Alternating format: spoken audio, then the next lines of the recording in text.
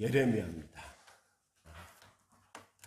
예레미야를 우리가 이제 3년 만에 다시 읽게 됐습니다. 우리가 지난달 읽었던 그 사도 그 서신에 비하면 그때부터 시작을 해서 660년 전 경입니다. BC 600년 경. 그러니까 사도가 서신을 쓸 때 대략 AD 60년 경이었으니까 이 예레미야 같은 경우는 주님이 오시기 전 600년 경, BC 한 620 몇 년부터 시작을 해서 이 그 남쪽 유다가 멸망하는 그 시기까지 이제 기록되어져 있는 책이에요. 그러니까 시간이 한 600년, 지금으로 말하면 한 2600년 가량 된 책이죠. 근데 우리가 이제 이 예레미야를 읽으면서는 여러 가지 많은 변화가 생기게 됩니다. 좀 심각한 것 같긴 해요.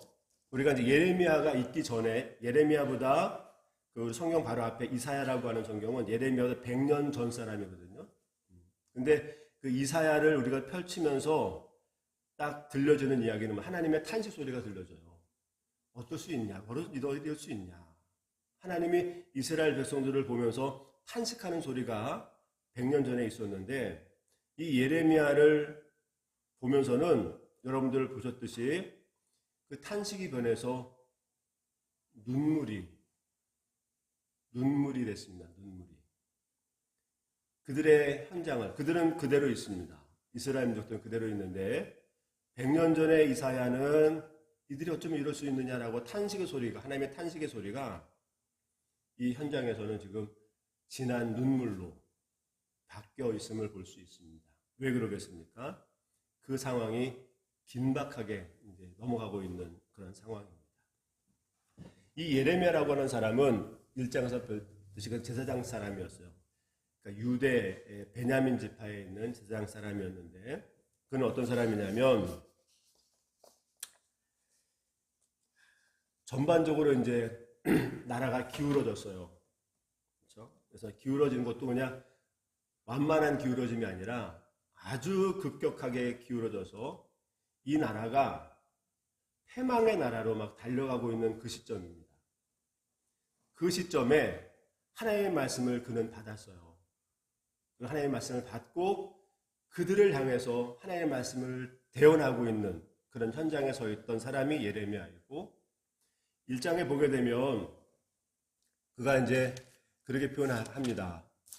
그 시드기야 11년 그의 5월까지 3절에 보면 그렇잖아요. 5월까지 예루살렘이 사로잡혀 가기 그때까지 하나님의 말씀을 보고 있었던 사람이라고 해요. 그러니까 하나님의 말씀을 받고 그 나라가 바벨론이라고 하는 나라에 비참하게 모든 것들이 무너지고 끌려가게 되는 그 현장까지 지켜보고 보면서 하나님의 말씀을 대언했던 그 선지자. 그 선지자가 예레미야라고 하는 사람입니다. 그러니 이 상황을 보면서 그가 어찌 눈물을 흘리지 않을 수 있겠느냐는 거예요.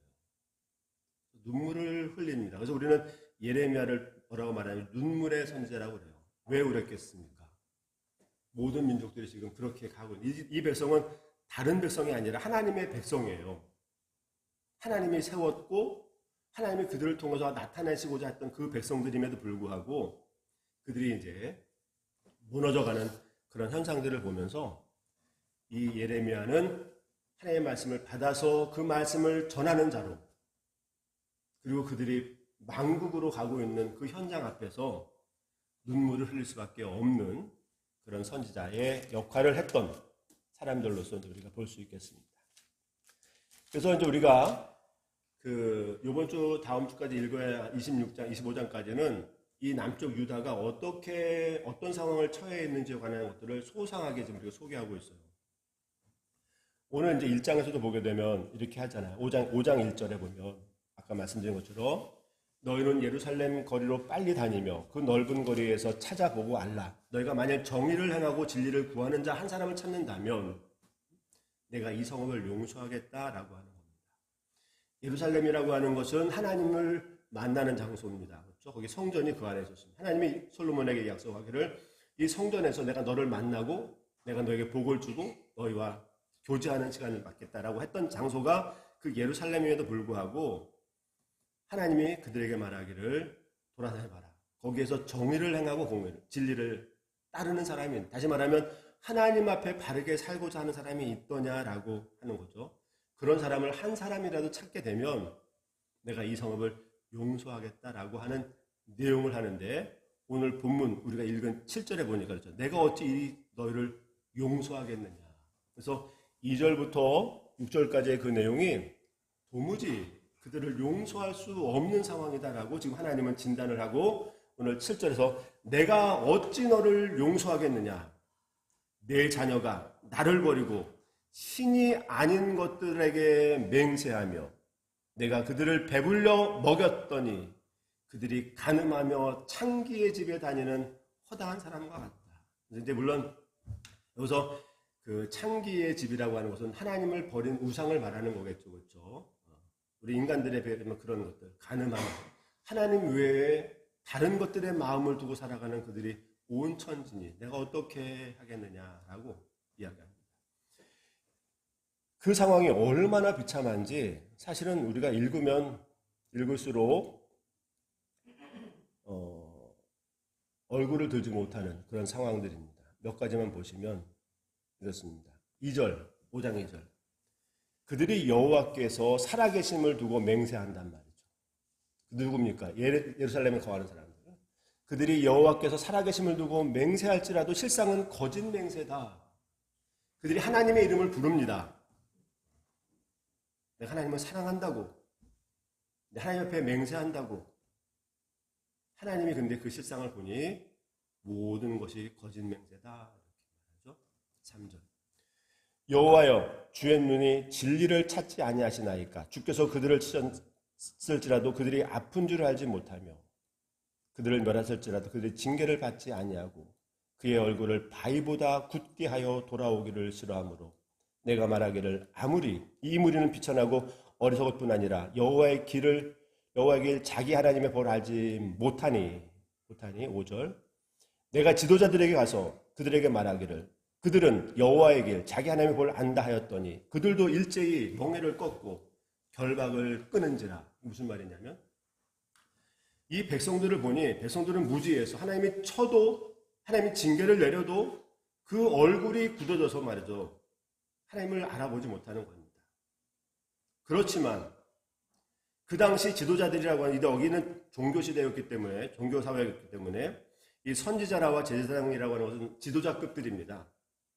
아무리 백성들이 무지하다 하더라도 당신들은 알지 않느냐? 하나님을 알아가는 당신들을 알지 않느냐? 그래서 그 말이에요. 5절에 내가 지도자들에게 가서 그들에게 말하기를 그들은 여호와의 길과 자기 하나님의 법을 알지 않느냐? 너희들이 그렇게 알지 않느냐? 왜 그렇게 사느냐라고 이야기했더니 그들이 스스로 말하기를 일제히 그 법을 끊어버렸답니다. 난 모른다.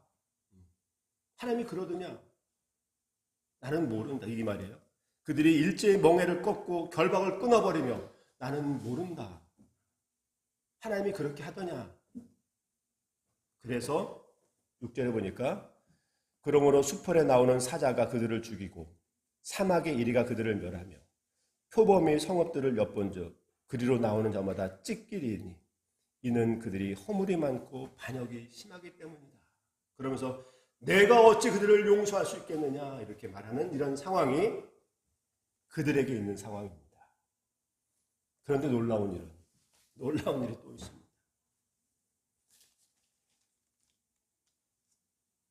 예레미야가 30절에 보면 이렇게 얘기해요.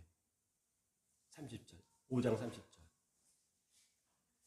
이 땅에 무섭고 놀라운 일이 있다. 이렇게 표현해요. 무섭고 놀라운 일이 있다. 지금 그 내적인 상황은 어떻습니까? 지금 당장 죽어도 말이에요. 하나님이 심판대 이 당장 멸망을 해도 사실은 무관한, 관계없을 것 같은 그런 그 내적인 심정 상태라고 한다면 사실은 바깥으로 보여지는 현실은 그것과 어느 정도 맞아야 될 것 아니겠습니까? 그런데 26절 보십시오. 내 백성 가운데 5장 26절 내 백성 가운데 악인이 있어서 새 사냥꾼의 묘복관같이 지키며 덫을 놓아 사람을 잡으며 새장에 새들이 가득함 같이 너희 집에 속임이 가득하다. 무슨 말이냐면 우리가 이제 덫을 놔가지고 말이죠. 새를 매복했다가 새를 잡는다는 거잖아요. 그래서 그 새가 새장에 가득한 것과 같이 너희가 속임으로 인해서 너희 안에 그 죄악이 가득하다라고 하는 겁니다. 그래서 27절 보면 너희가 번창하고 거부가 되어 살찌고 윤택하며 행위가 심히 약하여 자기 이익을 얻으려고 송사 곧 고아의 송사를 공정하게 하지 않고 빈민의 재판을 공정히 판결하지 아니한다. 무슨 말이냐면 지금 영적인 상태는 오늘 당장 하나님이 그를 쳐도 어느 누구 말할 수 없을 만큼의 그 악함이 충만한데 보여주는 외적인 모습은 그들이 번창하고 거부가 되고 살찌고 윤택해. 행위가 악해서 자기 이익을 추구하느라고 고아의 송소를 바르게 하지 않아요. 빈민의 재판을 공정하게 하지 않아서 오히려 그것을 통해서 자기 이익을 취해서 번창하고 거부가 되고 살찌고 윤택하게 되는 거예요. 그런 삶의 형태가 그들에게 보여주고 있기에 어느 누구도 그 당시 어떤 누구도 자기의 상태를 전혀 눈치 못 채고 있는 이 일을 보면서 예레미야는 무섭고 놀라운 일이다라고 설명하고 있어요. 이 당시 때 하나님의 사람들이라고 하면서 하나님을 예배하는 예루살렘에 거하는 사람들이면서 자신의 그 영적인 상태를 어느 누구도 일절에 한 사람 찾으면 된다는 거잖아요. 어떤 누구도 한 사람도 자신의 그 영적인 상태가 어떤지를 감지하지 못하고 이 땅이 어떻게 기울어졌는지 어떻게 만국으로 향하고 있는지를 감지하지 못하고 있는 이 시대를 보면서 예레미야는 지금 무섭고 놀라운 일이 있다. 이렇게 이야기합니다. 31절에 이렇게 말합니다. 선지자들은 거짓을 예언하고 제사장들은 자기 권력으로 다스리며 내 백성은 그것을 좋게 여기니 마지막에 너희가 어찌하려느냐. 그렇죠? 선지자들은 거짓으로 예언하고 선지자라고 하는 것은 하나님의 말씀을 대언하는 사람들입니다. 제사장이라고 하는 것은 하나님과 인간과의 가교의 역할을 하는 사람들이에요.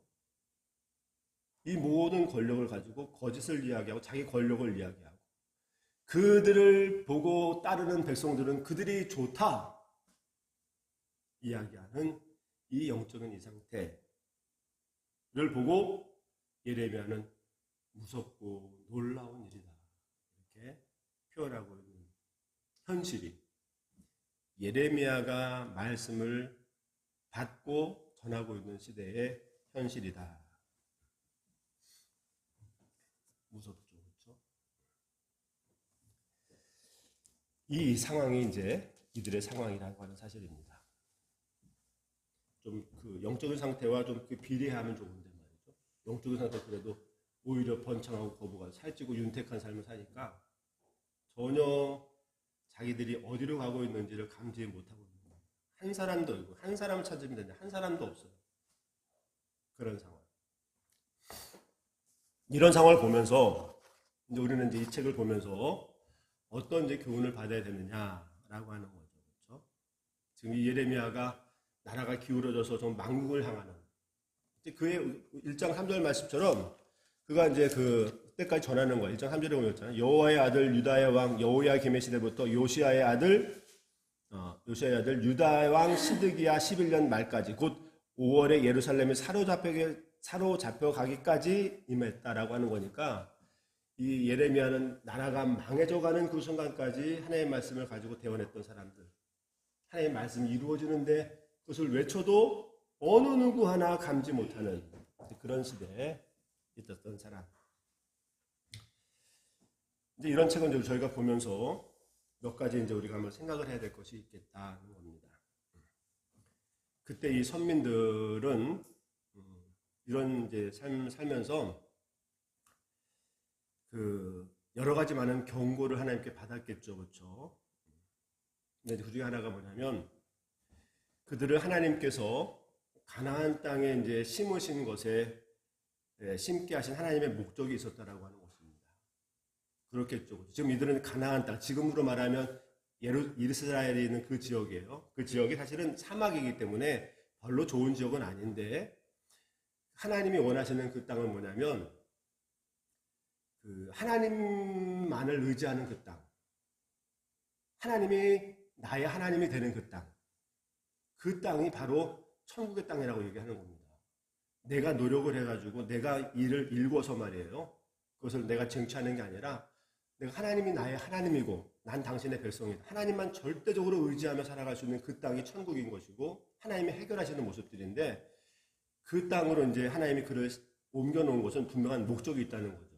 그리고 일찍이 아브라함을 갈대아우르라고 하는 저기 그 지역에서 그 한 사람을 불러다가 그 갈 바를 알지 못하는 그를 거기다가 심어 놓았단 말이에요. 그렇죠? 가나안 땅에.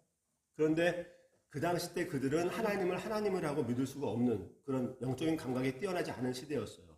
그래서 하나님께서 흉년을 통해서 그들을 애굽이라고 하는 땅으로 옮기잖아요. 이 애굽 땅은 어떤 땅이냐면 그 당시 때는 이 애굽이라고 하는 건 세계의 가장 중심지역이었고 여기는 주변에 있는 나라들이 전부 다 흉년이 들어도 여기만큼은 흉년이 들지 않는, 다시 말하면 풍요의 신을 섬기는 그 땅이었어요. 그렇죠?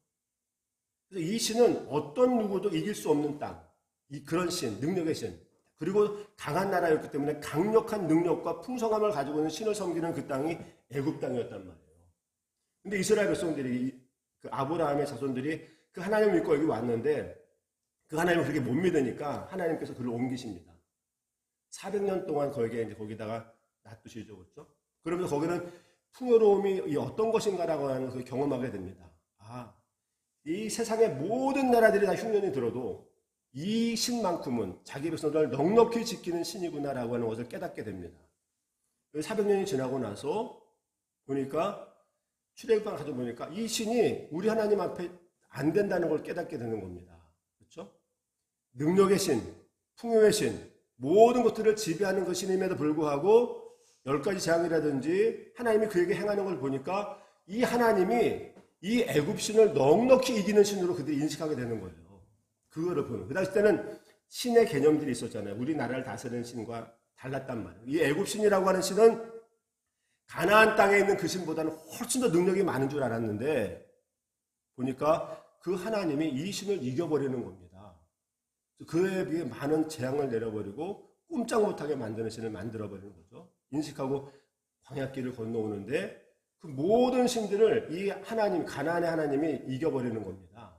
그래서 거기다가 심어두고 큰 풍요를 허락하시잖아요.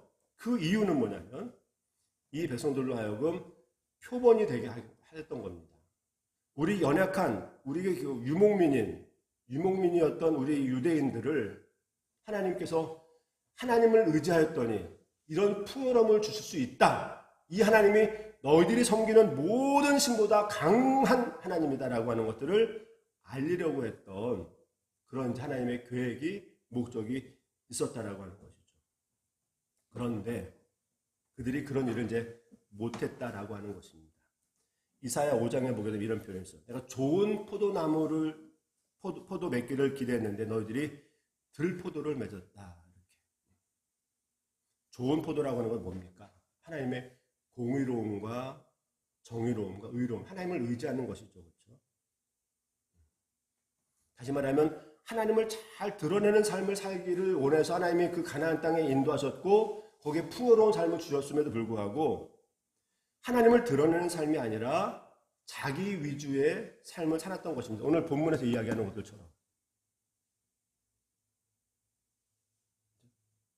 그래서 우리는 사실은 하나님의 이름을 불러서 우리가 잘 먹고 잘 살기 위해 사람의 이름을 부르는 목적이 아닙니다. 그 일반 종교와 같은 거죠. 일반 종교는 신의 이름을 불러가지고 그 신의 도움을 통해서 우리 삶을 잘 살고 어떤 그 어려움들을 극복해 나가는 위주로 신앙생활 하는 거지만 우리는 하나님의 이름을 불러서 내가 잘 먹고 잘 사는 일이 아니에요. 하나님이 어떤 분인가를 드러내며 살아가는 삶이 우리의 삶이라는 거죠. 근데 이 백성들이 그런 경고를 받고도 그거를 행하지 못했다라고 하는 것입니다. 그래서 그들에게 주는 풍요를 하나님의 목적에 걸맞게 사용하지 못했다라고 하는 것들을 우리에게 이야기하고 있습니다. 7절 보면 아까 본 것처럼 그렇게 말하는 거잖아요. 그렇죠? 내가 어찌 너를 용서하겠느냐. 내 자녀가 나를 버리고 신이 아닌 다른 것들로 맹세하며 내가 그들을 배불리 먹였더니 풍요로움 줬단 말이죠. 그들이 간음과 창기의 집에 허다히 모인다. 하나님 풍요를 준 이유가 있다는 겁니다. 그렇죠? 풍요를 준 이유가 있어요. 그 목적은 하나님을 드러내기 위한 것이란 말이죠. 근데 그 풍요의 목적을 올바로 사용하지 못하고 있음을 봅니다. 우리가 아까 읽었던 것들처럼 28절에도 보게 되면 그렇죠? 너희가 번창하고 거부가 되어 살찌고 윤택하며 그 행위가 심히 악하여 자기의 이익을 얻으려고 이런 표현도 썼어요. 자기의 이익을 얻으려고. 하나님께서 그들을 풍요롭게 하고 윤택하게 하고 많은 것 줬음에도 불구하고 자기의 유익을 얻으려고 송사를 그릇되게 하는 겁니다. 거짓되게 하는 겁니다. 다시 말하면 하나님의 그 백성들에게 준 풍요를 가지고 하나님의 목적에 걸맞지 않게 사용했던 그들을 지적하고 있는 것이죠. 뿐만 아니라 그들에 대한 우리가 여러 가지 많은 죄악들을 이제 우리가 지적을 하고 있는데 아까 7절 본 것처럼 내 자녀들이 나를 버리고 다른 신을 섬긴다든지 또 12절 말씀도 보게 되면 여러 군데 오거나 많아요. 그들이 여호와를 인정하지 아니하며 말하기를 여호와께서는 계시지 아니하니 재앙이 우리에게 임하지 아니할 것이다. 이런 표현이라든지 19절도 보게 되면 그들이 만일 이르기를 우리 하나님 여호와께서 어찌하여 이 모든 일을 우리에게 행하였느냐 하거든 너는 그들에게 이르기를 너희가 여호와를 버리고 너희 땅에서 이방신들을 섬겼음즉 이같이 너희 것이 아닌 땅에서 이방인을 섬기게 될 것이다. 이들의 행위예요. 그렇죠? 우리 아까 본 마지막 절에 있는 말씀도 보게 되면 선지자들은 거짓을 예언하고 제사장들은 그 권력을 다스리고 거기에 지도를 받는 백성들은 그 좋다 여기고 이런 일들이 그들에게 주어진 일들이라고 지금 하나님은 우리에게 이야기하고 있습니다. 그러면서 하나님 그들을 심판하시겠다는 거죠. 심판하십니다. 10절 이제 보시면 근데 이 표현도 좀 그래요. 10절 보면 너희는 그 성벽에 올라가 무너뜨리라. 근데 다 무너뜨리지 말고 그 가지만 꺾어버려라. 여호와의 것이다. 이렇게. 이 정도 됐으면 사실은 한번 엎어대도 되지 않을까 싶은데 하나님께서는 그 성벽에 올라 그들을 무너뜨리겠는데 다는 말고 그 가지만 왜냐하면 그들이 이제 하나님의 것이기 때문에 그렇다라고 하는 그런 하나님의 국률의 모습도 우리에게 보여주고 있는 내용들입니다. 이런 내용들의 경고들을 이제 받은 우리 이런 내용들 읽으면서 그러면 이제 우리는 어떻게 적용하겠느냐는 거죠. 그렇죠? 그래서 첫 번째 우리가 볼 수 있는 것은 뭐냐면 우리 역시도 하나님께서 이 땅에 심으신 그리고 부유하게 하신 그 목적이 있겠구나라고 하는 것들을 알라라고 하는 것입니다. 그렇죠? 지금 예레미야가 이 말씀을 전할 때 그 백성들은 이 말씀을 들어야 했습니다. 당연히 들어야 됐겠었죠. 그리고 이 말씀이 이루어지고 나서 그 이후로 한 2000년이라고 하는 그 시간들이 지나면서는 이 예레미야가 말씀했던 그 말씀들이 실현의 장에서 그들은 확인을 했단 말이에요. 정말로 그 말씀처럼 그들이 바벨론이라고 하는 나라에 너무나 비참한 모습으로 그들이 무너졌고 그들을 다 무너뜨리는 게 아니라 가지만 부러뜨리라고 했던 그 말씀처럼 그들에게 다시 긍휼을 베풀어서 그들을 다시 한번 회복시키는 이런 역사들 하나님이 그들 가운데 행하셨던 여러 가지 많은 섭리들을 목격하는 그 현장이 우리가 지금 봐왔던 그 시대 가운데 이루어진 일들이란 말이죠. 그럼 오늘 우리들은 말이죠. 이 말씀을 보면서 우리 하나님의 말씀에 귀를 기울이고 어떻게 하면 그 일들이 이루어질 수 있을 것인가 라고 하는 것도 지혜를 이제 찾아야 되는 것인데, 그런 차원에서 하나님이 우리에게 주신 이 삶의 현장 가운데 분명히 우리에게는 하나님이 부요하게 하신 그 이유, 그것에 대한 목적이 있다라고 하는 것입니다. 어떤 목적이겠느냐? 신약성경에서 로마서는 이렇게 말합니다. 잘 아는 말씀처럼 14장 8절에 보면 우리가 살아도 주를 위하여 살고 죽어도 주를 위하여 죽나니 그러므로 사나 죽으나 우리가 주의 것이다 라고 고백했던 사도의 고백과 같이 우리의 삶이라고 하는 것은 하나님의 것이다 라고 하는 것들을 알아야 됩니다. 하나님이 부요하게 하신 이유, 우리를 어쩌면 부요가 아닌 조금 더 그 빈곤하게 하시는 이유라든지 그 문제가 아니라 하나님이 이 땅에 우리를 심겨둔 이유는 분명히 하나님의 목적 가운데 우리를 사용하게끔 하고자 하는, 그래서 예레미야가 우리에게 소개하듯 내가 너의 하나님이 되고 너희는 내 백성이 되기를 소망한다라고 하는 그 말씀과 같이 11장 4절에 보게 되지 않습니까?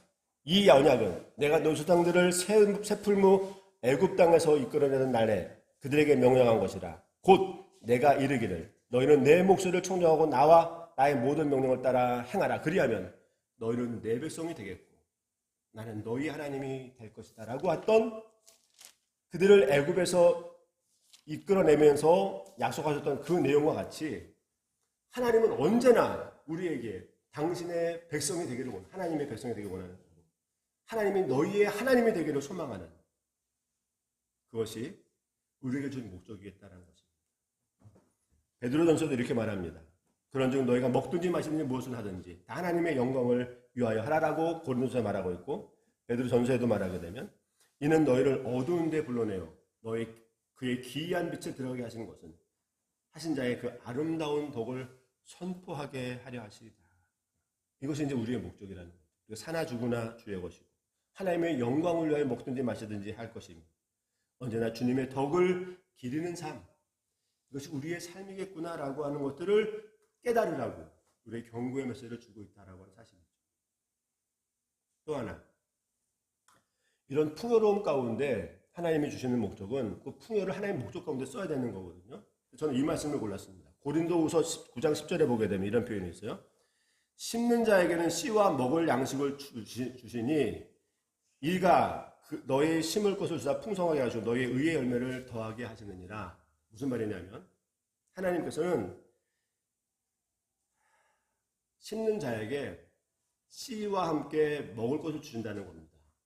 씨는 뭐예요? 종자죠, 종자. 우리가 농사를 지을 때 예전에, 지금은 안 그럽니다. 지금도 뭘 그렇게 하겠습니다. 예전에는 그 종자라고 하는 것들을 놔뒀어요. 추수하고 나서 말이죠. 근데 이거는 아무리 배가 고파 이거를 먹어버리면 안 됩니다. 그럼 다음에 심을 수가 없기 때문에 종자라고 하는 것과 먹을 것을 준다는 겁니다. 근데 배고프다고 그래서 이 씨까지 다 먹어버리게 되면 그 다음엔 심을 것이 없어서 또 다 굶어야 된다는 거죠. 그렇죠?